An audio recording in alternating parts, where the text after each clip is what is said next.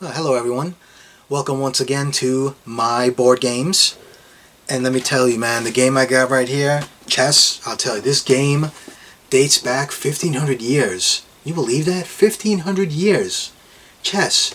And people are debating, see, historians are still debating to this day if it originated in China or India.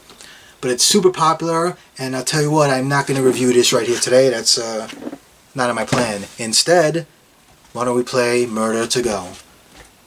Came out in 1985, released by a man by the name of David Landau.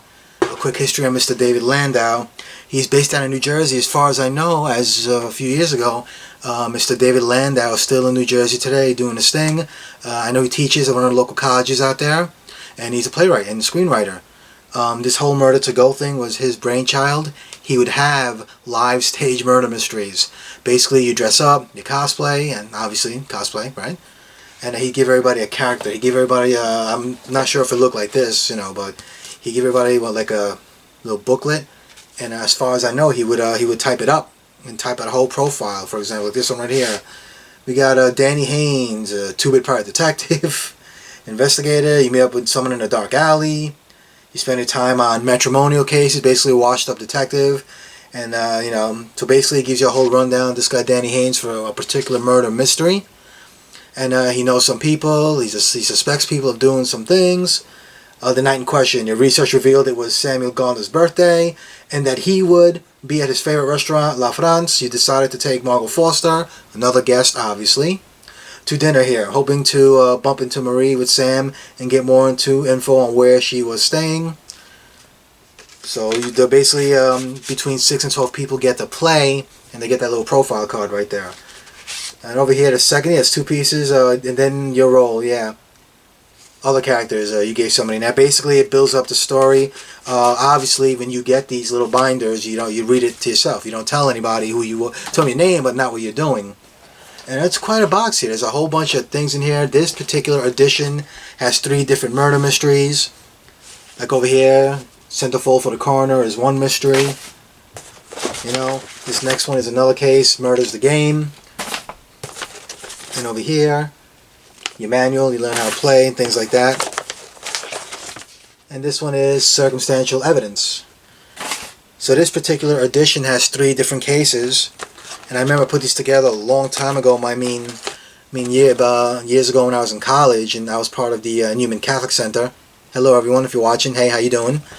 And I made some real good friends there who I still talk to this day. Very dear friends of mine who've always been there for me and supported me. And my plan was to host a murder mystery party, with all these things here, but I just never got around to it. Because the Newman Center is based off of Glenwood Road, and it's a house, beautiful, 3 floors, basement, first floor, main floor, with a little chapel and everything. I love that place. I got to go back there and visit one day. I was honored to be the president of the Newman Center at my senior year at Brooklyn College. Very honored to do that. And I wanted to have, we had plenty of members, I don't know if I get 12 people to play all the parts, but it was a perfect setup. The Newman Center looks like an old school house, almost like an old school mansion, and it would have been perfect. But we used to throw Halloween parties there, and we play stalker, I guess we used to call it. You put on a Michael Myers mask or Jason mask with a fake knife. You get the idea. Fun times. Now, every murder mystery here wouldn't be complete without a chalk outline, now would it? This thing is, pretty big. I don't know how big it is, but this is. Hang on, everyone. Sorry, I'm blocking the camera. This is your chalk outline. Hang on. I'm making a lot of noise in the camera. I apologize if it's a little noise involved me. I'm sorry about that. Chalk outline, you see? This whole thing is huge. Well, no murder mystery is complete without a chalk outline, right? So the idea was to have this on the floor when everybody walked in. Oh, no, I have to fold that up later. It's quite a project there. Oh no, a murder was committed, and I really wish we got to play. We just never got around to it, And let's see, circumstantial evidence is one of the cases here. And basically, it's up to the host via me or whoever wanted to host the party. You would have to just lay the evidence around, put a proper setting. Had to be involved, there's a manual to tell you what to do, but it had to involve some creativity as well. These are all the characters. See, I tried to separate the characters to their story. That one, I believe, is the first one. And these are the host's timetable. See, now this right here, if you're the host, nobody's supposed to see that. That's your little, basically, you don't have to time it. I mean, I've never played it, but I've seen, videos and read about it. Yeah, they recommend a timetable because it maybe drags on for a little bit. People get tired if you drink a little wine or whatever and you get a little worn out and sleepy. And the whole point is a social gathering, a murder mystery with your closest friends and family if need be. That's the whole point.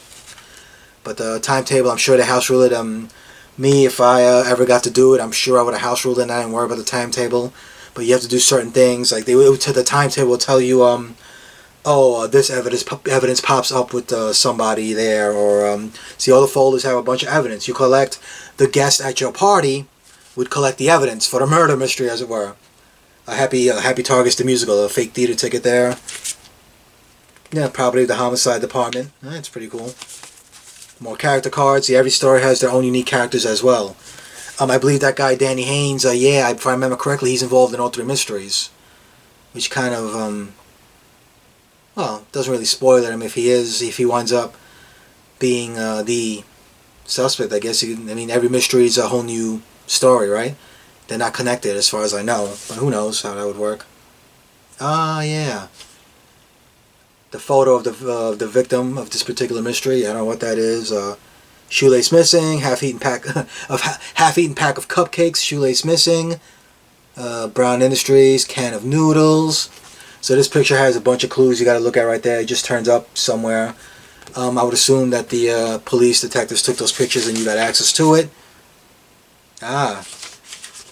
This is meant to be a newspaper ad just for that particular case, right? Some kind of newspaper ad. So all these envelopes, the three envelopes, have different types of evidence. The police memo and the inventory. I guess this comes into play at some point. A lot of stuff here. More character cards. There are unique characters to each story. But I'm actually almost positive that that guy Danny Haynes I showed you before is, involved in every mystery as far as I know. Memorandums, pension plan statements, basically. I guess whoever is guilty, if you get into it without spoiling too much, if I ever do play, that's the evidence you gather. 3 cases, 3 unique types of evidence. I know another envelope had like a tie or something, if I remember correctly. I can't get into it, but you get the idea. But the whole point is to have, like this guy David Landau did, murder. Even though he did it on stage, he also had social gatherings, and he wrote all that stuff. Those profiles I showed you literally tell you what you got to do. So there's steps you have to do with each character. Basically, what you do for a living. That guy Danny Haynes is a washed-up detective. He's in love with Megan Foster, but she doesn't want him. And basically, to spin it like a romance novel, romance novel / murder mystery. Like I said, it's a shame I never got to play. And then the manual tells you everything you need to do. How you come across the evidence. And basically, as the host, that's why I get that timetable I showed you earlier. You would have to just time where the evidence shows up. Oh, we found this here, and because even the host doesn't have any idea who the murderer is. The host will play along with everybody else and has to collect the clues, and it could literally be anybody, depending on how to play the character, depending on what scenario is being used. I guess it's hard to explain. I guess you have to really play it to really understand how that works. And as far as I know, these, back in the day from what I've read and what I've seen, they take a couple of hours, so it's a nice night, Start at 6 or 7, be done by 10, and do whatever you want. Of course, you're expected to dress your parts, obviously, I remember the host also has the option of telling, oh yeah, you're this guy and you gotta wear this. Oh yeah, you're playing this girl, you gotta wear that. And as like I said, and me, I would probably be the host, because honestly, these timetables, even as the host, doesn't really tell you who did it. The way it's planned out, just like Clue, it's a random thing. So there's other cards I didn't get to that you put in the envelope, and as you build up the evidence, oh, somebody's guilty or whatever. A little hard to explain, actually, but it's actually from when I never got to play it, so I can't give you much insight on it, but I figured I'd put it on here in my little, my board game sevens. I think it's very interesting. It takes some work. I know a lot of yous, like me, trying to be in social media, and you like acting, you like having fun. I would, even though I never got to play it, I like what I see. I never got to play this, but these are on Amazon, these are on eBay. I'm not sure about the prices, maybe $40, maybe less, I'm not too sure. But yeah, Murder to Go was unique for its time back in 1985. I know it was very popular back then, and I'm going back many, many years ago. But I'm sure, like me and me being old school, I'm sure there's people that would love to have a murder mystery party. I want to have one, and I'm hoping I can someday. So yeah, that's a Murder to Go. Thank you for watching. This segment chapter is completed, or let's say act, as you say. This act is completed. Take care, everyone, and thanks for watching.